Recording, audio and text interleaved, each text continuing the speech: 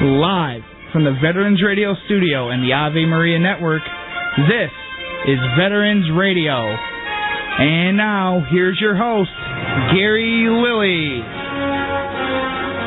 And good morning to everybody. Welcome to Veterans Radio. To all you folks listening to us around the globe, and there are people listening around the globe, thank you for listening in. Welcome to Veterans Radio. I'm Gary Lillie, CB, Chu Lai, Vietnam, Republic of 1966, and sitting over here at the broadcast booth with me is Dale Throneberry.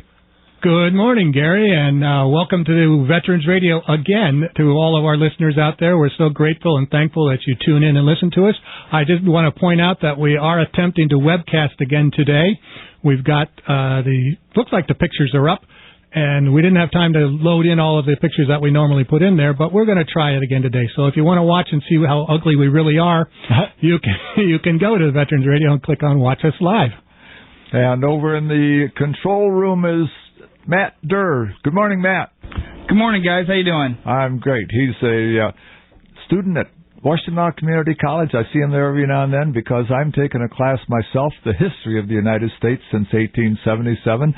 And well, you've been there for all of it. I laugh because I remember over half of it. And also Kai. Oh, where are you, Kai? Good morning to you.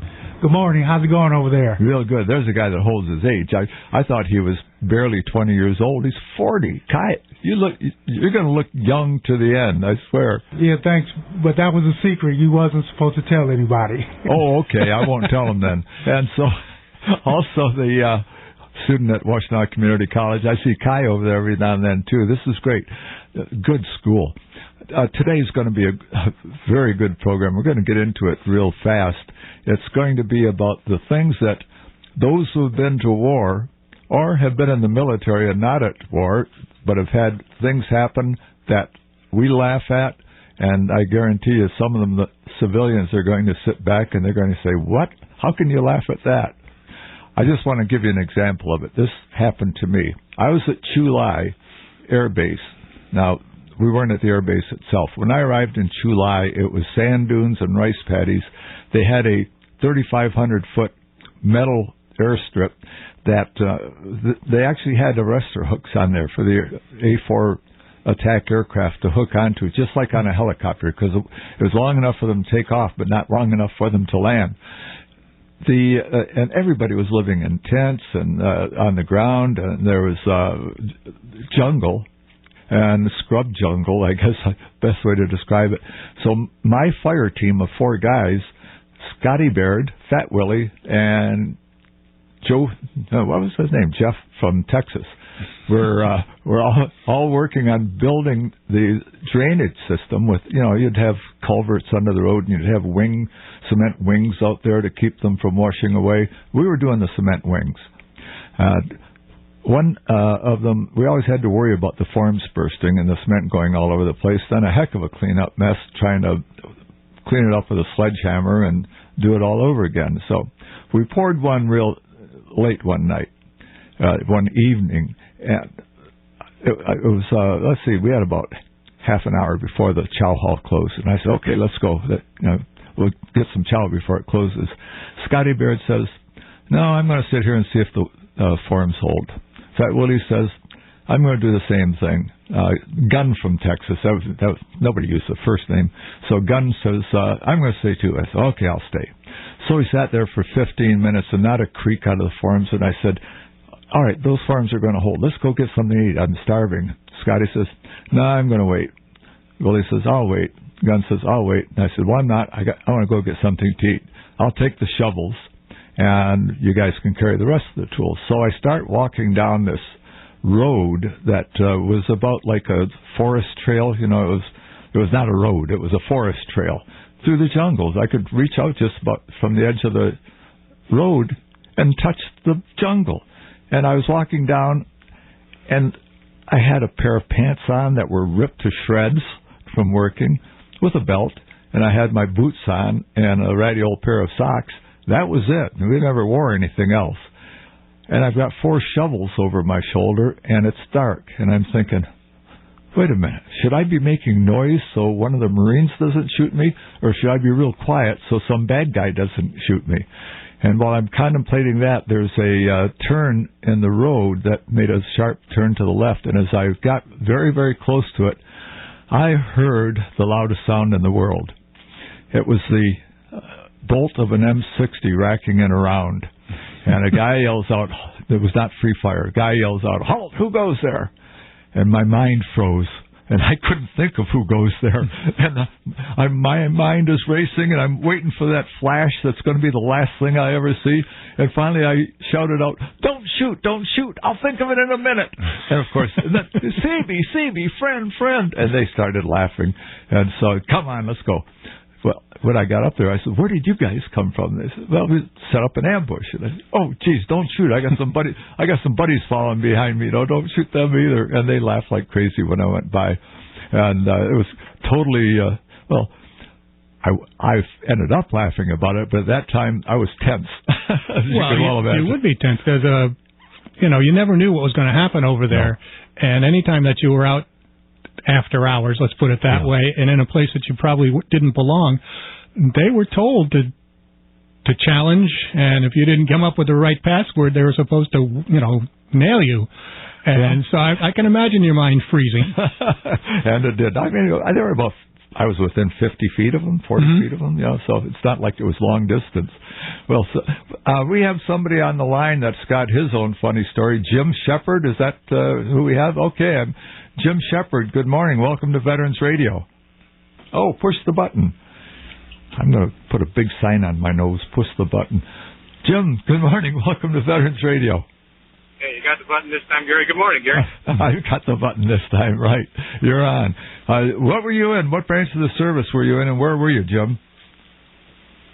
Well, I was in the Air Force and spent 3.5 years in Southeast Asia, Vietnam, Okinawa, Thailand. I was just listening to your story there, Gary.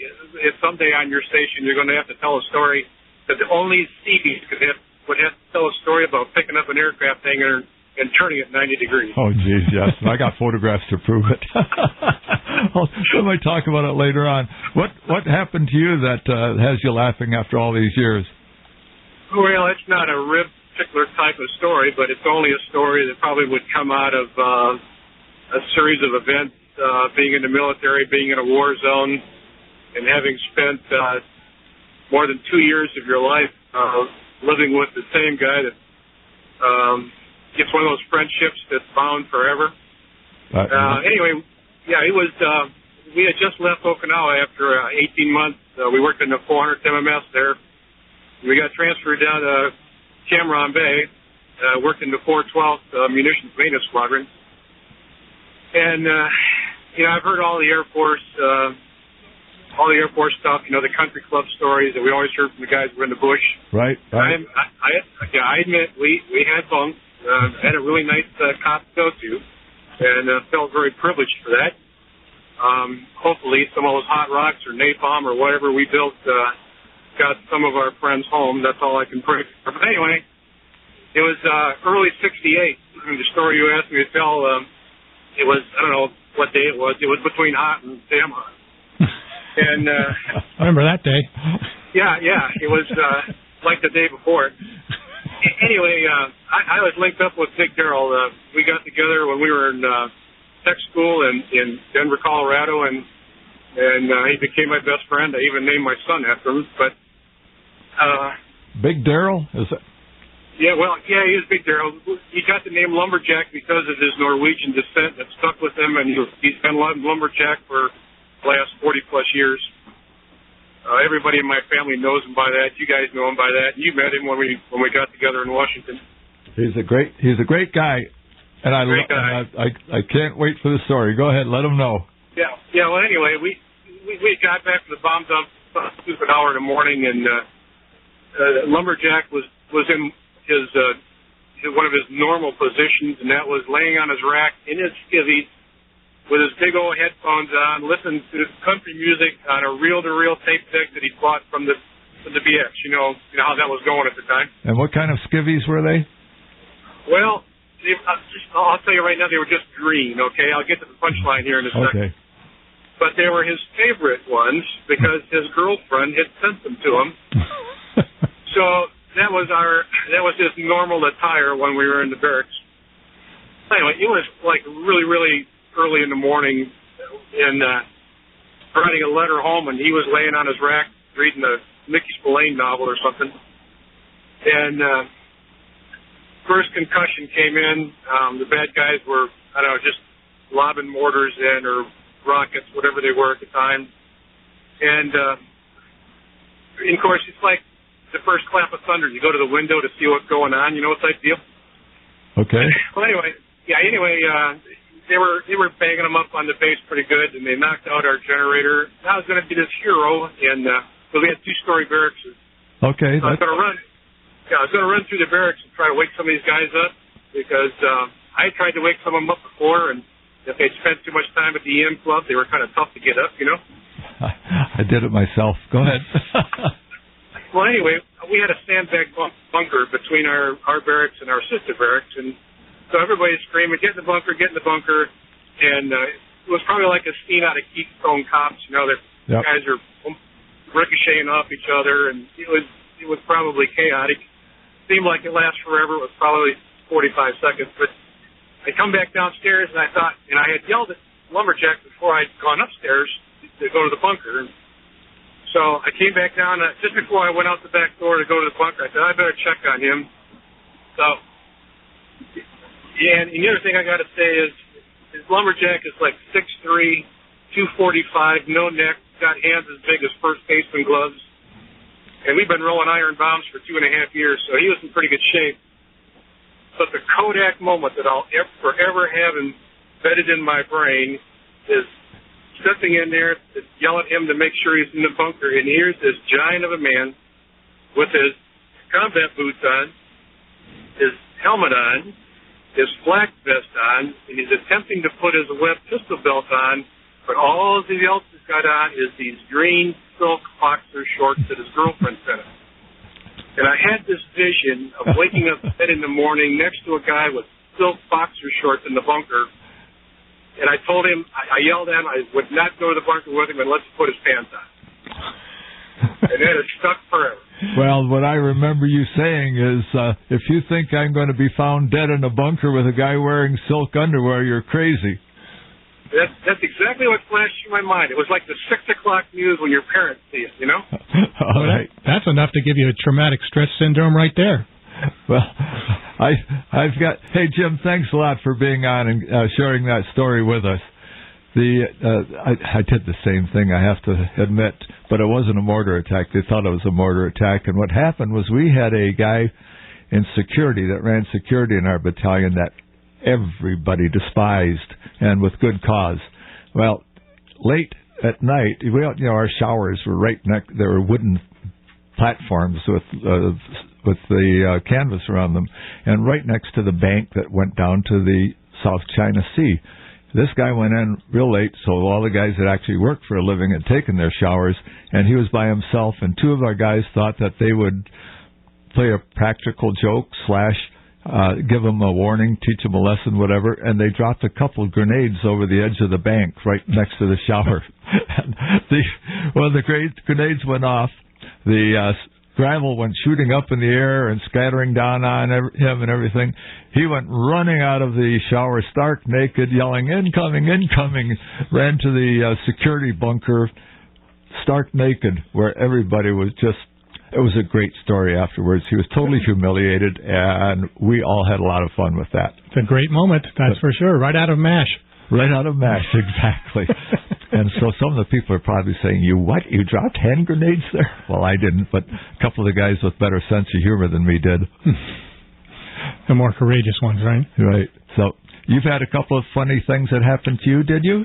I had one. I was just thinking of when he was talking about the running to the bunker, and I think I mentioned this one at breakfast. We were up in Dao Tiang. I was in Vietnam in 1969, and with the 195th Assault Helicopter Company. So I'll kind of give you what we're doing. We were guests at Dao Tiang. It was a pretty big fire base in 3 Corps there. Anyway, we were sitting there, and they had this mansion building in the middle of the compound, and we started receiving incoming. So we all ran into the bunker that was near our tents. And we're sitting in this tubular bunker, and it's got a little wall at the front. We're all standing up watching the war as it's going on, and the BC were coming. They were streaming out of this mansion, and we're going, this is not good. This is definitely not good. And a mortar, and I can't remember what the name of them are, but those of you that are out there old enough, remember those little darts that we used to have with the caps that we would stick on the end, and we would throw the dart, and it would, make the boom sound. Pop. Yep. The pop sound. Well, these had little points on them, looked like regular darts, and this thing came in. One of them came in and hit the ground right next to a guy's foot, but it didn't go off. And we all saw this thing land, and we ran to the back of the bunker, and he just looked down at it, and you could see him close his eyes and squinch up his face like this is really going to hurt, and it didn't go off. And he just fainted. Luckily, the Marines and the Army and everybody that was there, thank you all very much, fought them off and drove them away. But I can never forget Jim's face on that one. Passing out. Just like this is going to hurt. If you were looking at television, I'd look like a prune. A friend of mine was up on a mountain, a Marine, and there was a big hill overlooking the base. And they put two guys up there as just to watch what's going on down below. And they got a new lieutenant, and everybody forgot that the two of them were up there. So they stayed up there for a week, just waiting, like, when is somebody going to come and get us? But they really didn't care because they didn't want to be in the base. They just wanted some food, and they get resupplied. Well, they got to the point that they were pretty casual about it, and half the time they weren't even wearing any clothes. They were just getting suntans. And so he was squatted down, watching the valley where the bad guys could approach with binoculars, and his friend was, or his mate, whatever, was laying in the bunk, and he wasn't wearing any clothes either, and they had a dog, and the dog was laying there sound asleep next to his friend on it wasn't a bunk, it was whatever they slept on. When all of a sudden, those big dragons, it's like a kimono dragon. Yes. Really, one of them had come walking along looking for something to eat and climbed over the sandbags and was looking down at him. Well, the guy his back was to it. His partner woke up and screamed because they were about a foot apart, their faces. And the dog looked up, saw it, and the dog fainted. And about shortly after that, the new lieutenant found out that they had a couple men up on the hill, and he came walking up and looked at these guys, both of them, looking like jungle men with sound like Tarzan, yeah. Yes, and he turned to the sergeant and he said, "Sergeant, I think these men have been up here too long." They don't have a sense of humor. Right. They don't. We got Del Mays on the line. Del, welcome to Veterans Radio. Tell us, what do I have to do? Got to push the button. Oh, okay. I didn't know you had to do it more than once. Del, are you there? Hello, yes, I'm here. Okay, good morning, Del. Can you hear me all right? Good morning. Hear you great. You've got a great story that you tell on yourself. Tell us what it is. Tell us what happened, Del. Okay, well, we were on our, just got there recently, and we were on our way to our first job site. I'm a heavy equipment operator, so I'm heading for a bulldozer or front loader or whatever it might be that they want us to do. So we climbed into this deuce and a half, and we're on our way to the job site, wherever it is. So we are going along, and we came on this rice paddy trail type thing, just about room enough for one truck. And we came upon a load of lumber that had overturned into the rice paddy, and we couldn't get around it. And the sergeant in charge of the lumber and the construction said, "Good." He says, "I've got some help. I sure could use it." He said, "You can all stay here until another truck comes by to reload the lumber." So we talked to each other for a while, and it took a few minutes, and I says, I'm going to get out of this deuce and a half and go for a walk. I'm tired of sitting here and not doing anything. So I says, I'm going to go for a stroll down this trail and look things over. So I'm walking along the rice paddy, and sort of like it was in Thailand, nothing exciting. Rice paddies are all the same. And then I noticed a 3 or 4 twigs of rice just jumped right up out of the water. And I said, my goodness. So what in the world is causing that rice? There's something out there. There's got to be these fish or something out there causing that rice to jump up. So I watched it for a little bit later, and whatever it was, apparently it's moving. It came a little bit closer and jumped up again, 3 or 4 twigs of rice, about 1.5 feet. And I said, my goodness, there's got to be some kind of a critter down in there, maybe 4-legged, maybe like a muskrat or something, or maybe it's a chemical reaction, or what's going on. It was quite hot.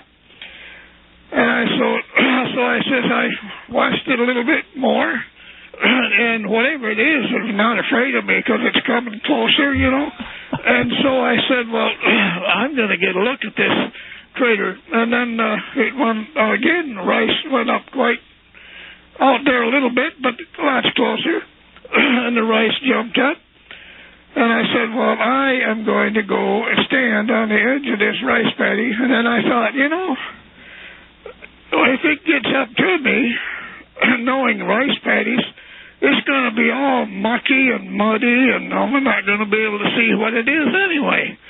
So I says, maybe I'll go back and ask somebody that's been around here and has noticed these things out there will tell me what it is. So I walked back, to the deuce and a half, and I asked, I says, hey, Sarge, look at that, watch this rice paddy. There's something out there causing this rice to jump up there, or something disturbing out there in that rice paddy. So he said, okay. He says, we're watching it. It happened again, only quite close, and jumped up, and boy, he hit me across the chest, and I lost my ear. I'm flying through the air, and I hit the dirt. And he's hollering at everybody to take cover under that lumber. I couldn't even get my air. I couldn't breathe. I couldn't move. I could hear everything, but I couldn't do anything about it. But finally got myself around and got over there on the lumber. He said, you idiot, we're taking fire from sniper. I said, okay. You know, so that was my first experience with sniper fire. Well, it's one that you can remember and look back at and laugh. Oh, yes. Now we can, now I can laugh, and I wonder, my goodness, the good Lord had to, it's a good thing he couldn't hit, or he had to take so long zeroing in, or whatever it was, but he didn't fire after that. He either ran out of ammunition, or he didn't figure it was worth it. He figured somebody out there was smart enough to know what he was doing, Del. I could just see that guy on the other end, you know, and he'd shoot and miss you, and put in another round, shoot, miss you, but you're still standing there. So, right, I'm glad I didn't stay out there to see what it really was. I decided that it was going to be, you know, too muddy to see it anyway, so I walked on back. But okay, thanks a lot, Del. We got to go to a break. We got to go to break. Thanks for being on the Veterans Radio with us. Are we going to do that, the Marine Scholars break right now, or wait? Okay, we're going to do it now. Marine Scholars Fund. And that's Country Joe McDonald. And Country Joe and the Fish. And the Fish. It was the Fish. That's right. That was the politically correct version of the song. I almost fainted when you said you wanted to play that, because I was thinking of the politically incorrect. That was a great song, and it was, I guess, a protest song, but it was picked up by all the GIs who had a lot of fun with it. And a lot of those songs that we sang were misinterpreted by the general public. That's true. And we would also write our own verses. Unfortunately, we can't sing them here.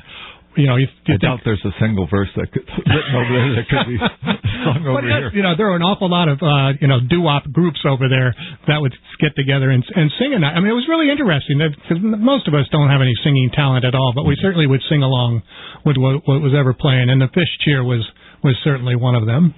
There was some good music that came out of the Vietnam War, but you know what's interesting? In World War II, there was a Bill Malden, and he wrote drew cartoons that were they were the GI's cartoons. In fact, George Patton, they would appear in Stars and Stripes. And George Patton ordered them to stop doing it, but there was a guy above George Patton who was a big fan of Bill Malden, and that was General Eisenhower, and he told General Patton, mind your own business. Keep going, Bill. However, generals say talk to generals. But Bill Malden, Willie and Joe, oh, geez, and I've got a funny story for me about Willie and Joe. Willie and Joe were the two grunts that went from Africa to Italy to Europe, and it was always the GI humor that you look at it. In fact, on the flyer, there was one of them, Joe, you saved my life yesterday, and I swore I'd pay you back, and here's my last pair of dry socks. Well, that happened to me. I didn't save anybody's life, but the last pair of dry socks, the guy got a package in the mail, and I offered him $10 for them. What were we making, about $8? I had one pair of socks with no toes, no heels, and were always soaking wet. I had to be careful how I pulled my boots on so the socks didn't come up around my ankle. And when he got these socks in, I offered him $10 for a pair, and he gave me a pair. And I almost teared up. Well, it certainly is understandable. Socks were very important. It's like, it's interesting that we weren't able to get those supplies because we would look around. We had to go down to Saigon or send somebody to Saigon to buy flight gloves and socks, boots sometimes. I'm not sure how they got diverted. Right. Well, years later, when we were home, I was talking to my folks, and however it came up, I don't know. My dad said, well, we always wanted to send you something, but you never needed anything. And I said, well, that's not true. Every letter I asked you to send me socks. And he said, yeah, we saw that, but we figured if you needed socks, why don't you just go buy some? My mother sent me a case of Chef Boyardee ravioli. Look at the cans of Chef Boyardee ravioli. I was able to get $5 a can for those. You sold them? Oh, you capitalist. All right, you're listening to Veterans Radio, Humor in War, and we'll be back right after this message. Their hearts is the reason for they did it. Okay, we're going to go to who we got on line one. Let me ask, who do we have here on line one? Jonathan? Yes. Good morning, Jonathan. How are you? Jonathan Meyer, you were a fact pilot over there, and you had you've got some music that tells your funny stories, but there's a couple that we couldn't use them, unfortunately, because of the difference in quality for our purposes today. However, you've got a funny story to tell us about the pink elephant polka. Right. The way it starts is I was flying along on a dawn patrol, as bored as I could be, up in the tri-border area where nothing could I see. Then I happened to spot a jungle trail, gave the bird a jink. I saw two elephants ambling along, and both of them were pink. So it sort of goes downhill from there. I took a shot at them with my rocket, missed. They must have heard something coming, and so I swung around to try again, and all of a sudden my airplane sort of took a jolt, and I thought, what the heck? I couldn't have flown through my own prop wash. So I figured I'd get a bit spooked, and I started for home. And when I reported all this, the intel people just laughed at me when I told them I saw pink elephants. And, of course, with Johnny Walker Black at about $4 a fifth and beer, practically free, it's not surprising that they figured I was still under the influence. But a couple of days later, I was flying again with an Army guy, Gary Lillie, and we went to the same area, and he said, by golly, they certainly are pink. So I had a witness, and I've had it confirmed back in 2000. And what's more, when I put this story on the FactNet, several other facts had seen pink elephants. And it was basically because they must have rolled in the red mud that was on the side of the river, and it dried pink on them. And many of them, as far as we know, were used as VC pack animals. And that was the reason you shot at them. And when you told me that story, me being an animal lover, when I watched B-52 arc light strikes out in the hills a couple miles away, I thought, oh, the poor animals. Well, that's true. The bad guys. But you got to expect losses in a big operation. Yeah. And so war is rotten, and you have to do stuff like that because it means saving lives. What any other kinds of things that you did up there that got people to sort of think you've been a little too long here? Well, very quickly, before I left, I wrote and recorded a song that I called The Fack and the Green Beret. It's sort of a two-part song where the Green Beret radio man on the ground is calling for help, and the Fack is being a bit snotty about it. But they do get in and get together. It's all based on a series of little true stories. And call in the fighters and do your best. And it finishes up by saying, just bomb the general area, and when the smoke clears out, we'll count up all the bodies and try to sort them out. Well, that's something the civilians will have a hard time finding the humor in, but all of your songs, you had some very tough experiences over there, but you managed to put a very funny twist on your music. I've heard in fact, I've got your CDs and play them, and they are funny. And some of them we cannot play on the air. But Jonathan, is there a place where they could find them?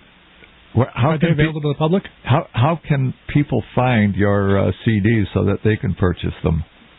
Well, if I try to give you my email address, it gets a bit complicated. So here's the short one: SOBA@Erols EROLS.com, and that stands for Society of Old Bold Aviators at Erols, the defunct ISP, and that can reach me. Okay, Society of Old Bold Aviators. There are very few, right? That's one. If you're bold, you don't get to be old usually. Well, that's the classic. But one of my military flying song compatriots said, we are old and we were bold, and now we're busy talking about it. So we become proof of the pudding that, yes, you can become old and bold. Well, good for you, and thanks for being on Veterans Radio. It's always a delight to hear you. I saw you first at the wall with the Memorial Day Writers Project, and you and your sidekick singing your songs, and every one of your songs tells a story. Thanks a lot, Thank Jonathan. you very much. Bye now. Bye-bye. We've got a break coming up, and then we're going to have Bill Fight and Dave Martin on. I can't believe how fast it's going. But in this last segment, you had something that you wanted to talk about. Well, there's two things I wanted to talk about. He just reminded me of the pink elephants, but and you had mentioned a story about the not the Gila monster, but whatever they're called. In Quan Loy. But the first time I went up to Quan Loy, which is a base up in northwestern 3 Corps, I was the new guy there. We slept in tents, and we would take special forces other places, and so the first night there, I was sleeping, and I slept. You have to understand, I was getting a little paranoid. I was getting short at the time. So I'm sleeping with a chicken plate on my hand. I've got a pistol in my hand and a knife in my other hand. And in the middle of the night, I felt this incredible weight on me. And I go, God, what the heck is that? And I opened my eyes and looked down, and it was a snake crawling across my chest. And I'm trying to figure out, I can't shoot it and I can't stab it. Because, even though I had a chicken plate on, I killed myself. So I just jumped up yelling. And meanwhile, the other guys in the tent are all standing watching this unfold. And the snake just crawled over me and went on out the door. And they thought it was very funny. I did not, at the time, think it was very amusing. But where did the snake come from, real quick? It just wandered in. It was hungry. Oh, my gosh. All right. You're listening to Veterans Radio. Humor in War. We'll be right back after this message. Dave Martin from California has been patiently hanging on for the entire program. And then we've got Bill Fight from South Lyon who's hanging on. And we're going to go first to Dave Martin, who got up awfully early to give us a phone call or to take our phone call. And I want to say, Dave, welcome to Veterans Radio. You were a Seabee over in Vietnam. That's correct. Yeah, Dave Walker here, by the way. What did I say, Dave? Oh, that's Dave Walker. Sorry, there's a Dave Martin back there. We're thinking of Michael or something. Right. Well, you've got a story about incoming and a fellow that stuttered. Tell us about that story first. Yeah, we first tour over with MCB3 unit you were with in Chulai, and we greened to what goes on, and in retrospect did the wrong thing. We were coming down the side of a hill, no cover, and got hit with a mortar attack. And so the only cover we could see was down at the bottom of the hill. There was a culvert going underneath the road. So, ran down there, started punching in there like a bunch of rats in a pipe. And I'm not sure who the first or second guy is, but I was in about third guy in. Another guy came in behind me, and then back behind him was a guy named DX, and DX stuttered really bad. The guy in between us, after we got in there and it settled down a little bit, realized he's claustrophobic, thought he couldn't breathe, and started panicking. So as he's kicking and screaming for all of us to get out of the way and get out of there, and of course we weren't going to scoot out the other end because we knew we'd probably get hit out there. Anyway, DX is behind him getting kicked in the head going,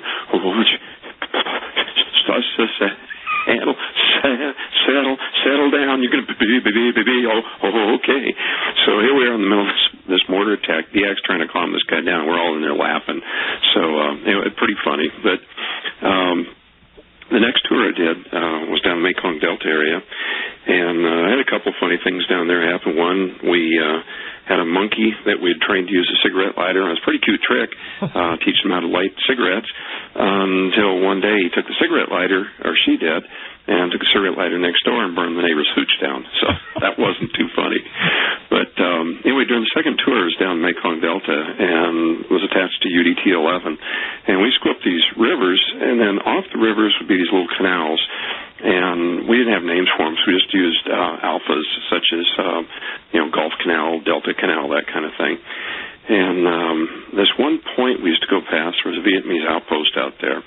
And they would shoot out across our bow, which is pretty unnerving. You're on patrol getting ready to head out. Your mindset is into combat mode. And so we weren't obviously allowed to shoot at them. Supposed to be friendly. So the debate went on, and we needed some protocols. So the protocol was this.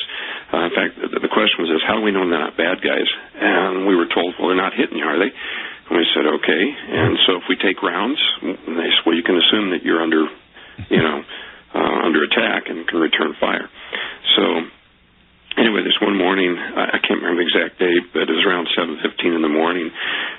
We're heading upriver. It's September of, I'm trying to think, 1968. And anyway, we're heading upriver, and they started shooting out across our bow again. And we took a bunch of rounds right through the side of the boat. I don't know if anyway, whatever they did, we took rounds. And so we cranked it up. We had 2 PBRs and a Mike boat. Mike boat was filled with some Army guys who were escorting in. And then for air support, we had these 2 Seawolves flying over us. So as soon as we took rounds, the Mike boat went up channel a little bit further, waited for us there. We cranked up. First boat came in, laid fire down on the outpost, banked right, and went to the right. Next boat came in behind it, laid down fire, turned around, went off the left, and circled around out in the main channel there. And then the Seawolves came down and just hammered this thing. So in the after-action report, which became kind of a little minor legend in the, you get these people you make stories about. Well, this was one of them. And the after-action report, skipper on the boat wrote, September, whatever the date was, 07:15 hours, received friendly fire, returned same. So, anyway. That one, when you told me that, I broke out laughing, and I thought, boy, some of the civilians are going to be gasping at that one. But young guys do dumb things, and it might have been some Marvins that were doing dumb things, but there's a whole lot of other possibilities, too. A lot of really were VC. And there was also trail watchers that would give signals like that when somebody was coming along, and that was the warning or the signal to the ambush that you were going to hit next. Mm-hmm. So there's a lot of justification for it. Oh, yeah. So we never knew. We just went on with the rest of the mission. And, probably never got shot at again from that point. No, we did not. Hey, Dave, thank you so much for being on Veterans Radio, and thanks for holding. You're welcome. It's always, hold on one moment. No, I just wanted to talk about the friendly fire thing. Sometimes when you would go pick up the ARVN Army for an insert or something along those lines, they would all come out every morning with a different colored bandana on. So if whatever the day might be, they either wore blue or they wore red or whatever. And we went up to pick this platoon up one day, and there were 5 guys with a blue bandana on, 1 guy with a red bandana on. the guy with the red bandana was taken away. We're not sure what happened to him. Oh, okay. So the bad guys were in and amongst the good guys. They were. Indeed, they were. Dave, thank you very much again. And we're going to go to Bill Fight next. Bill's from South Lyon, Michigan. He's been waiting since the beginning of the program. Bill, welcome to Veterans Radio. Give us your short version, I guess. We got about 3 or 4 minutes for you, so just to warn you. This comes into two stories because Del reminded me of the first time I got shot at it, and it was the same time. We'd been on a patrol, and I had got some. We were breaking for lunch, and I set the radio down on a big rock and went around behind the rock. You were an RTO, a radio operator. Right. Yep. A target.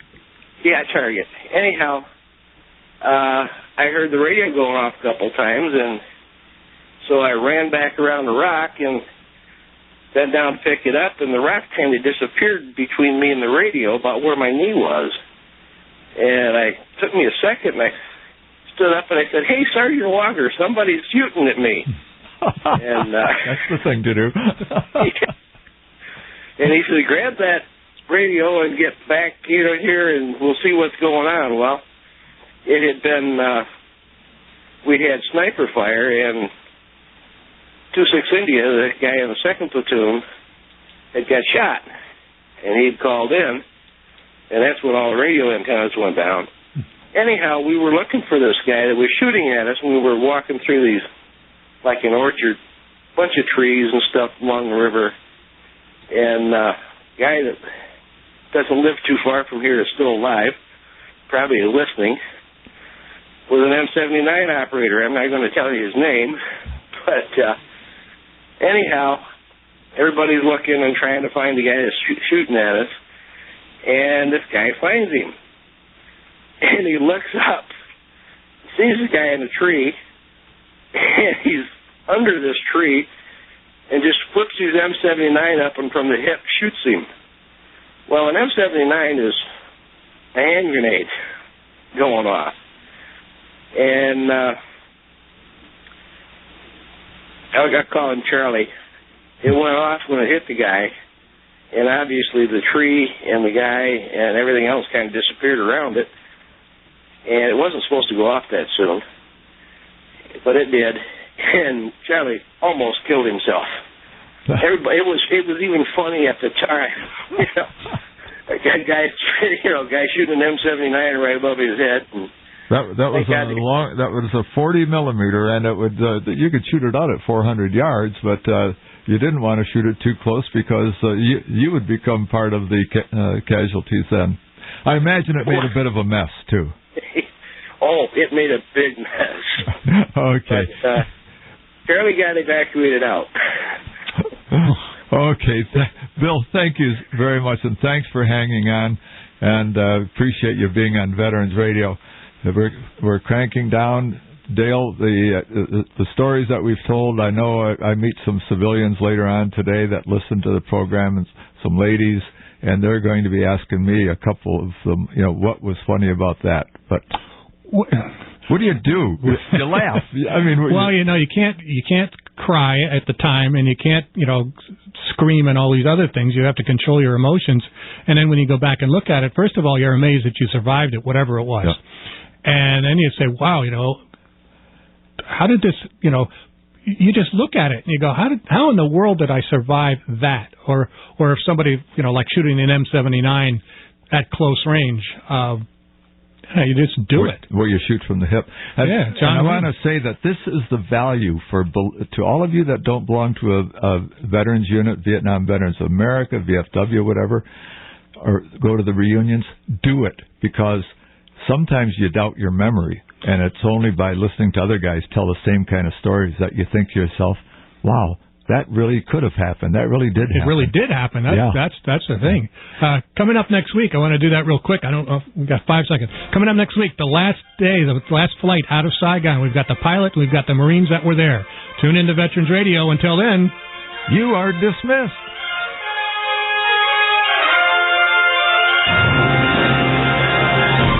Not all views and opinions expressed on Veterans Radio reflect the views of Veterans Radio or your local station.